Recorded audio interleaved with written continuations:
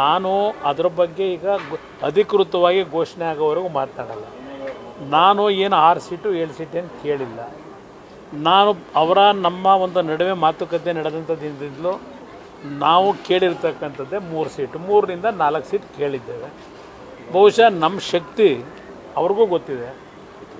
3ರಿಂದ 4 ಸೀಟನ್ನು ಇವತ್ತು ಕೊಡ್ತಾರೆ ಅಂತಕ್ಕಂಥ ನಂಬಿಕೆಯನ್ನು ನಾನು ಇಟ್ಕೊಂಡಿದ್ದೇನೆ. 2 ಸೀಟ್ ತಗೊಳ್ಳಿಕ್ಕೆ ನಾನು ಇಷ್ಟೆಲ್ಲ ಪ್ರಯತ್ನ ಪಡಬೇಕಾ, ಇಷ್ಟೆಲ್ಲ ಹೊಂದಾಣಿಕೆ ಬೇಕಾ ನನಗೆ? ಹಾಸನದಲ್ಲಿ ಮತ್ತು ಮಂಡ್ಯದಲ್ಲಿ ಈಗಲೂ ಹೇಳ್ತೀನಿ, ಸ್ವತಂತ್ರವಾಗಿ ನಮ್ಮ ಅಭ್ಯರ್ಥಿಗಳು ಗೆಲ್ತಾರೆ. ಸ್ವತಂತ್ರವಾಗಿ ಹೋದರೆ ಟ್ರಯಾಂಗ್ಯುಲರ್ ಕಂಟೆಸ್ಟ್ ಆದರೆ ಸುಲಭವಾಗಿ ಗೆಲ್ತೀವಿ. ಬಿಜೆಪಿ ಹೈಕಮಾಂಡ್ಗೆ ಮುಟ್ಟಿಸ್ಬೇಕಲ್ಲ ಈಗ ನಿಮಗೆ ನಾನು ಅದನ್ನು ಮುಟ್ಟಿಸ್ಬೇಕು ಅಂತಲೇ ಎಲ್ಲರೂ ಅವತ್ತು ಹೇಳಿದೆ. ಇವತ್ತು ಪ್ರಮುಖವಾಗಿ ಚರ್ಚೆ ಮಾಡಿರ್ತಕ್ಕಂಥದ್ದು. ಏಕೆಂದರೆ ನಮ್ಮ ಕೆಲವರು ಪ್ರಮುಖರು ಒಂದು ಮಾತು ಹೇಳಿದ್ರು, ಇವತ್ತು JDS BJP ಹೊಂದಾಣಿಕೆ, JDSಗೆ ಏನಂತ ದೊಡ್ಡ ಮಟ್ಟದ ಅನುಕೂಲ ಇಲ್ಲ. ಇವರೆಲ್ಲ ಹೇಳಿದ್ದು ನಮ್ಮ ಪಕ್ಷದ ಮುಖಂಡರುಗಳು. 18 ಲೋಕಸಭಾ ಕ್ಷೇತ್ರದಲ್ಲಿ JDS ಪಕ್ಷದ ಮತ ಏನಿದೆ, ಆ ಮತದಲ್ಲಿ ಸುಮಾರು 3ರಿಂದ 4% ಸ್ವಿಂಗ್ ಆದರೆ BJP ಅಭ್ಯರ್ಥಿಗಳಿಗೆ 18 ಲೋಕಸಭಾ ಕ್ಷೇತ್ರದಲ್ಲಿ ನಮ್ಮ ಪಕ್ಷದ ದುಡಿಮೆ ಇವತ್ತು BJPಗೆ ಅನುಕೂಲ ಆಗ್ತದೆ. ಇದನ್ನು ಹೈಕಮಾಂಡ್ ಗಮನಕ್ಕೆ ತನ್ನಿ, BJP ನಾಯಕರಿಗೂ ತನ್ನಿ, ಸರಿಯಾದ ರೀತಿ ಬಳಕೆ ಮಾಡ್ಕೊಳ್ಳಿ.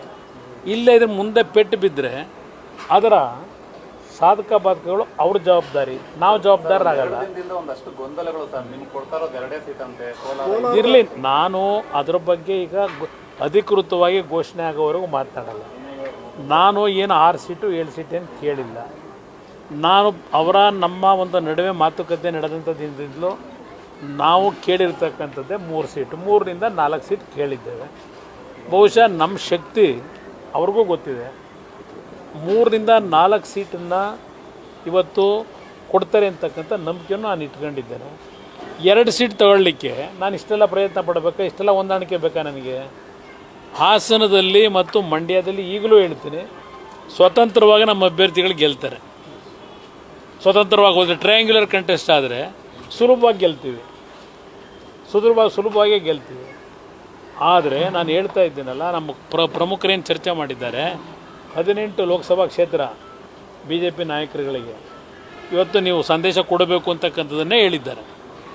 ಇವತ್ತು ಹಲವಾರು ಕ್ಷೇತ್ರಗಳಲ್ಲಿ ನಮ್ಮ ಪಕ್ಷದ ಸ್ಟ್ರೆಂತ್ ಏನಿದೆ ಅದು ಧಾರೆ ಎರೆದ್ರೇ ಇವತ್ತು BJPಗೆ ಪ್ಲಸ್ ಪಾಯಿಂಟ್ ಇರೋದಿಲ್ಲ. ಕರ್ನಾಟಕದ ರಾಜಕಾರಣವೇ ಬೇರೆ, ದೇಶದಲ್ಲಿ ನಡೆಯೋ ರಾಜಕಾರಣವೇ ಬೇರೆ, ಕರ್ನಾಟಕದಲ್ಲಿ ಇರ್ತಕ್ಕಂಥ ರಾಜಕೀಯ ಚಿತ್ರಣನೇ ಬೇರೆ.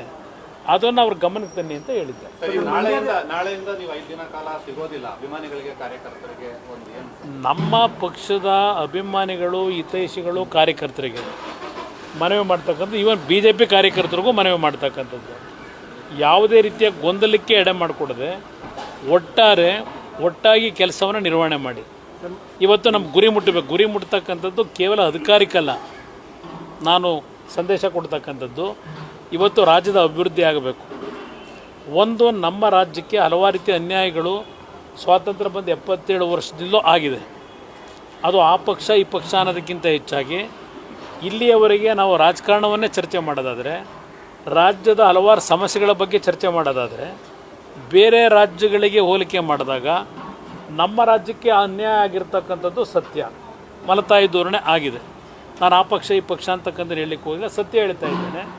ಇವತ್ತು ಈ ಒಂದು ಚುನಾವಣೆಯ ನಮ್ಮ ಒಂದು ಮೈತ್ರಿ ಮಾಡಿರ್ತಕ್ಕಂಥದ್ದು ಅದೆಲ್ಲದಕ್ಕೂ BJPಯಲ್ಲಿ ಕೇಂದ್ರ ಸರ್ಕಾರ ಇವತ್ತೇನು NDA ಸರ್ಕಾರ ಬರುತ್ತೆ ಅಂತಕ್ಕಂಥದ್ದು, ನರೇಂದ್ರ ಮೋದಿಯವರು ಪುನಃ 3ನೇ ಬಾರಿ ಪ್ರಧಾನಮಂತ್ರಿಗಳಾಗ್ತಾರೆ ಅಂತಕ್ಕಂಥ ಭಾವನೆ ದೇಶದಲ್ಲಿ ಏನಿದೆ, ಈ ಮೈತ್ರಿಯ ಉದ್ದೇಶ ನಮ್ಮದು ಅಧಿಕಾರಕ್ಕಿಂತ ಹೆಚ್ಚಾಗಿ ನಮ್ಮ ನಾಡಿನಲ್ಲಿ ಆಗಿರ್ತಕ್ಕಂಥ ನೀರಾವರಿಯ ಒಂದು ವಿಷಯಗಳಿಗೆ, ಕಾನೂನಿನ ತೊಡಕುಗಳೇನಿದೆ, ಆರ್ಥಿಕ ಸಂಕಷ್ಟಗಳೇನಿದೆ, ಇದೆಲ್ಲವನ್ನು ಗಮನಿಸಿದ್ದೇವೆ. ಇದಕ್ಕೆಲ್ಲ ಪರಿಹಾರ ತರಬೇಕು ಅನ್ನೋದೇ ನಮ್ಮ ಪಕ್ಷದ ನಾಯಕರ ನಿಲುವು. ಈ ಚುನಾವಣಾ ಫಲಿತಾಂಶದಿಂದ ಒಂದು ನಾಡಿನ ಜನತೆಗೆ ಹೇಳ್ತೇನೆ, ಯಾವೊಂದು ಪ್ರತಿನಿತ್ಯ ಕೇಂದ್ರ ಸರ್ಕಾರದ ಮೇಲೆ ಈಗಿನ ಸರ್ಕಾರ ವಾಗ್ದಾಳಿ ಮಾಡ್ತಾ ಇದ್ದಾರೆ, ಕಾಂಗ್ರೆಸ್ ಸರ್ಕಾರದಲ್ಲಿ ಮುಖ್ಯಮಂತ್ರಿಗಳು,